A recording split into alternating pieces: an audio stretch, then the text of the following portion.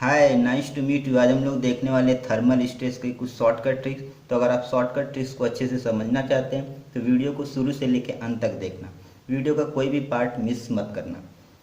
इस टॉपिक से हर बार IAS, gate, ISRO, BRC जैसे एग्जाम्स में क्वेश्चन पूछे जाते हैं। तो अगर आप कॉन्सेप्ट को अच्छे से समझना चाहते हैं तो वीडियो को शुरू से लेकर अंत तक देखते रहना। तो थर्मल स्ट्रेस के प्रॉब्लम को सॉल्व करने से पहले उससे कुछ पॉइंट्स और फॉर्मूले देख लेते हैं। तो थर्मल स्ट्रेस में बेसिकली तीन तरीके से क्वेश्चन पूछे जाते हैं। पहला है फ्री एक्सपांशन, दूसरा है बोथ एंड्स फिक्स्ड और तीसरा है gap between fixed and. Free expansion के केस में क्या होता है कि एक साइड हमारा जो रॉड है वो फिक्स होता है और दूसरे साइड में फ्री होता है। तो उसमें जो फ्री एक्सपांशन होता है उसका formula alpha into delta T L. Delta क्या है? Change in temperature. अल्फा क्या है? Coefficient of thermal expansion. L क्या है? हमारा रॉड की लेंथ। तो इसमें जो थर्मल स्ट्रेन प्रोड्यूस होगा अल्फा इंटू डेल्टा टी और थर्मल स्ट्रेस जीरो होगा, क्योंकि इसके दूसरे साइड में इस रॉड को एक्सपांशन को रोकने के लिए कोई फिक्स सपोर्ट नहीं है। ठीक है। बोथ एंड जब फिक्स्ड होगा तो क्या क्या फॉर्मूले डिराइव हो सकते हैं। फिर एक्सपांशन होगा alpha into delta T L और थर्मल स्ट्रेन होगा अल्फा इंटू डेल्टा टी। ठीक है। थर्मल स्ट्रेस क्या होगा? E into alpha into delta T. ध्यान रहे जब बोथ एंड फिक्स दिया हो और टेम्परेचर राइज हो रहा हो या हीटिंग हो रहा हो तो थर्मल स्ट्रेस प्रोड्यूस होगा, लेकिन वो कंप्रेसिव नेचर का होगा। और जब टेम्परेचर डिक्रीज हो रहा हो या कूलिंग हो रहा हो तो थर्मल स्ट्रेस जो प्रोड्यूस होगा वो टेंसाइल नेचर का होगा। बात करते हैं गैप बिटवीन फिक्सिंग की। तो इसमें जो फ्री एक्सपांशन होगा alpha into delta T L और थर्मल स्ट्रेन होगा alpha into delta T L minus delta upon L. यहाँ पर जो डेल्टा है वो गैप बताता है, यील्ड बताता है। ठीक है। अब इसमें एक चीज़ ध्यान देना कि इसमें थर्मल स्ट्रेस कब प्रोड्यूस होगा। जो चेंज इन एल है हमारा फ्री एक्सपांशन है, जब गैप से ज़्यादा होगा तो उसमें स्ट्रेस प्रोड्यूस होगा। अगर चेंज इन एल हमारा गैप से कम आ रहा है तो उसमें स्ट्रेस प्रोड्यूस नहीं होगा। तो इस केस का जब भी प्रॉब्लम आएगा पहले हमको ये चेक करना है कि हमारा फ्री एक्सपांसन यानी कि change in L greater than delta है या नहीं। अगर वो ग्रेटर देन डेल्टा है तो उसका फॉर्मूला क्या होगा स्ट्रेस निकालने के लिए? Stress is equal to strain into modulus of elasticity. Strain क्या हमारा? Alpha into delta T L minus delta upon L. ठीक है। इंटू ई कर देंगे तो हमको थर्मल स्ट्रेस मिल जाएगा, स्ट्रेस मिल जाएगा इस केस में। एक चीज़ और ध्यान देना कि जब टेम्परेचर इंक्रीज हो रहा हो या हीटिंग हो रहा हो तो थर्मल स्ट्रेस तो प्रोड्यूस होगा, लेकिन वो कंप्रेसिव नेचर का होगा। और जब टेम्परेचर डिक्रीज हो रहा हो यानी कि कूलिंग हो रहा हो तो स्ट्रेस प्रोड्यूस नहीं होगा और वो जीरो। जब स्ट्रेस प्रोड्यूस नहीं होगा तो जो स्ट्रेस का नेचर होगा वो कंप्रेसिव या टेंसाइल नेचर तो हो ही नहीं सकता, क्योंकि स्ट्रेस तो जीरो है। एक चीज़ और ध्यान देना कि जब मटेरियल फ्रीली एक्सपांड हो रहा है टेम्परेचर डिफरेंस के कारण, हीटिंग या कूलिंग के कारण, तो थर्मल स्ट्रेस जीरो होता है, लेकिन थर्मल स्ट्रेन जीरो नहीं होता है। ठीक है। तो हम लोग इस फॉर्मूले के बेस पे प्रॉब्लम को सॉल्व करेंगे और अच्छे से समझेंगे। एक चीज़ ध्यान देना कि ये आया कैसे, इसके बारे में हम बात नहीं करेंगे। अगर आपको देखना है तो आप वीडियो के प्लेलिस्ट में जाकर देख सकते हो या आई बटन पे क्लिक करके देख सकते हो। ठीक है। इस वीडियो में हम लोग सिर्फ प्रॉब्लम सॉल्विंग टेक्निक पर बात करेंगे। पास है पहला प्रॉब्लम।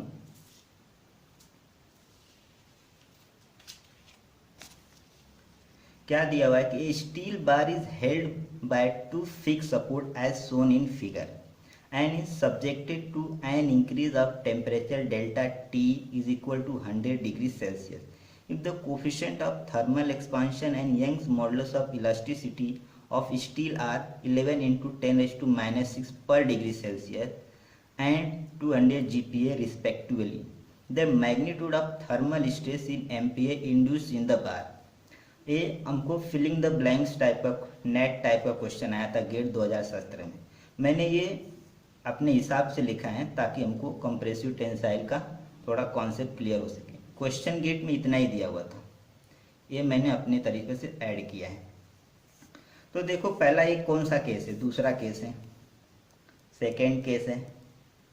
ठीक है।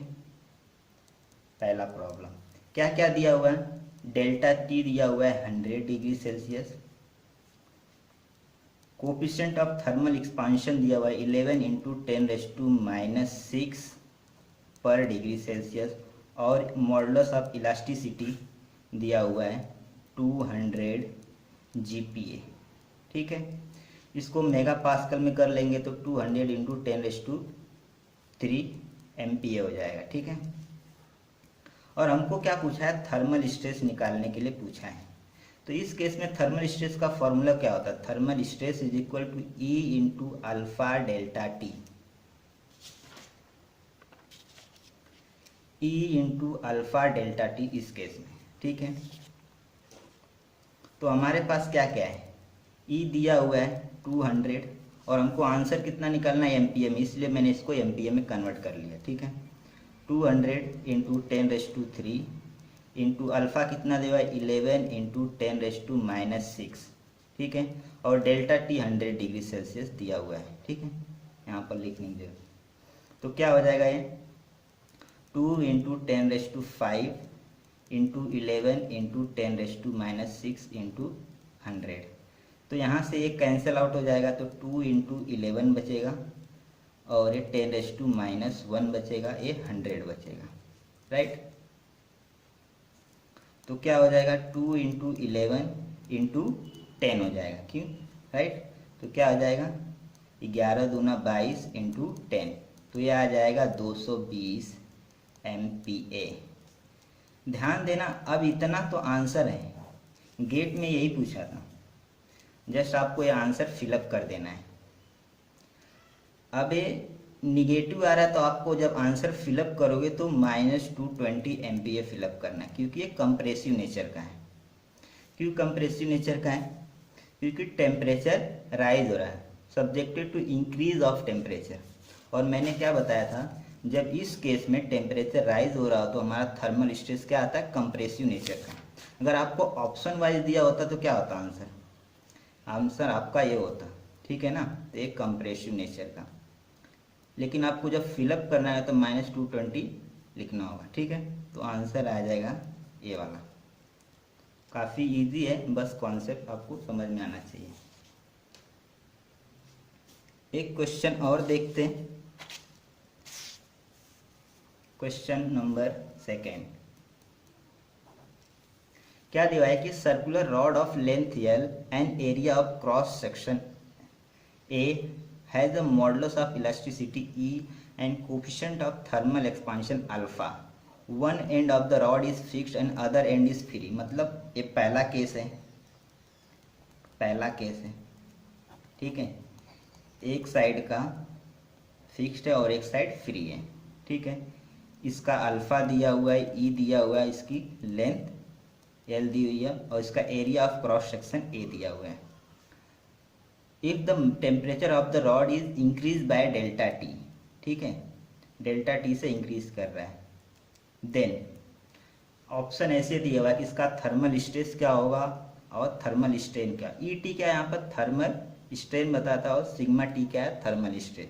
तो इस केस में थर्मल स्ट्रेस क्या होता है, थर्मल स्ट्रेस 0 होता है और thermal strain E T is equal to क्या होता है, अल्फा इंटू डेल्टा टी। ये वाला केस कहाँ पर है, ये तो नहीं है, इसमें थर्मल स्ट्रेस 0 है, अल्फा इंटू डेल्टा, इसमें थर्मल दोनों 0 है, तो option number C is the answer. देखो, ठीक है, स्ट्रेस इक्वल टू 0 और thermal strain equal alpha into delta T पहले वाले केस में। ठीक है, काफ़ी अच्छा क्वेश्चन था, बहुत ही ईजी था, 1 मार्क्स के लिए आया था। अगर आपको पता रहेगा फॉर्मूले, शॉर्टकट ट्रिक्स वगैरह, तो आप इजीली कर पाओगे। क्वेश्चन नंबर 3,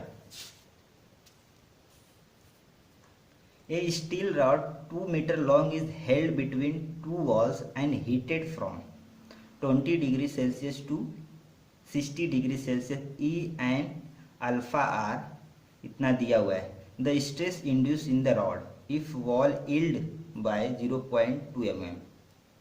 इल्ड मतलब क्या, गैप। ठीक है, इस तरह से दिया हुआ है। ये इंजीनियरिंग सर्विस एग्जाम में पूछा गया 2014 में। ठीक है, तो क्या बोल रहा है, स्ट्रेस। तो ये केस नंबर कौन सा है, केस नंबर 3 है। जब केस नंबर थर्ड है तो स्ट्रेस का फॉर्मूला क्या है? Stress is equal to strain into modulus of elasticity होता है, जैसा कि हमको हुक्स लॉ कहता है। और स्ट्रेन इज इक्वल टू क्या है? Alpha delta T L minus delta upon L into E. लेकिन मैंने क्या बोला था, जब भी तीसरा केस आए हमको पहले चेक करना है कि free expansion alpha into delta T L greater than है, डेल्टा से ग्रेटर देन है या नहीं। तो अल्फा इस केस में कितना है? 10 इंटू 10⁻⁻⁶, ठीक है। डेल्टा टी कितना है? देखो 20 से 60 जा रहा है तो डेल्टा टी हो जाएगा 40 डिग्री सेल्सियस।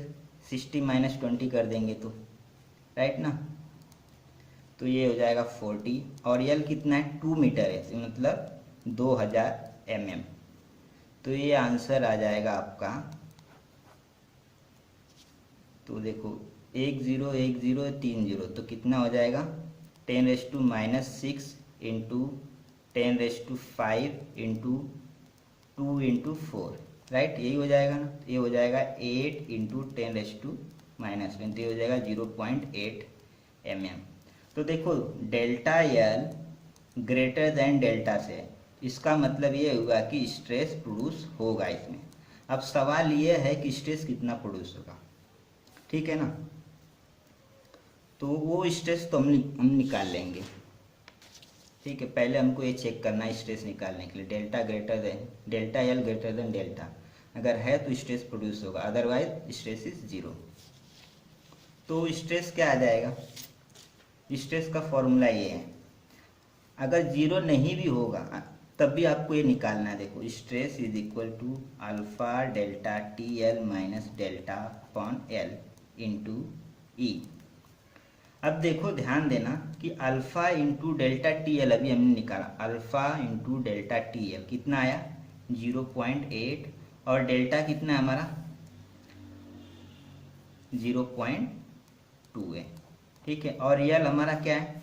2 मीटर लॉन्ग है, इसको mm में करेंगे तो कितना हो जाएगा? क्योंकि ऑप्शन MPa में दिया हुआ है, तो ये हो जाएगा 2000, राइट। और ई कितना दिया हुआ है? 200 इंटू 10⁻³ MPa, तो ये हो जाएगा 0.6 अपॉन 2000, ठीक है।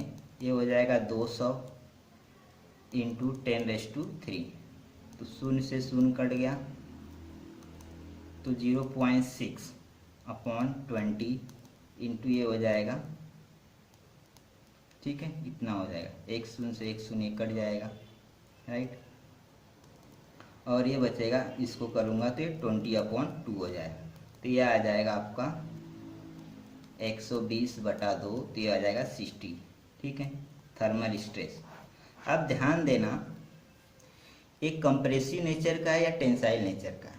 पहली बात तो इस केस में टेंसाइल नेचर का स्ट्रेस तो प्रोड्यूस होगा ही नहीं, ठीक है, इस केस में, ठीक है। तो ये है कंप्रेसिव नेचर का, ठीक है, कंप्रेसिव नेचर का, ठीक है। अब एक टेंसाइल नेचर का स्ट्रेस क्यों नहीं प्रोड्यूस होगा, इसके लिए हम लोग डेरिवेशन वाले कॉन्सेप्ट में बात कर लेंगे, और वैसे मैंने वीडियो में बताया हुआ है। तो आई होप आपको समझ में आया होगा। अगर वीडियो पसंद आया तो लाइक शेयर कमेंट जरूर करना। आज के लिए बस इतना ही, मिलते हैं नेक्स्ट वीडियो में। Thank you.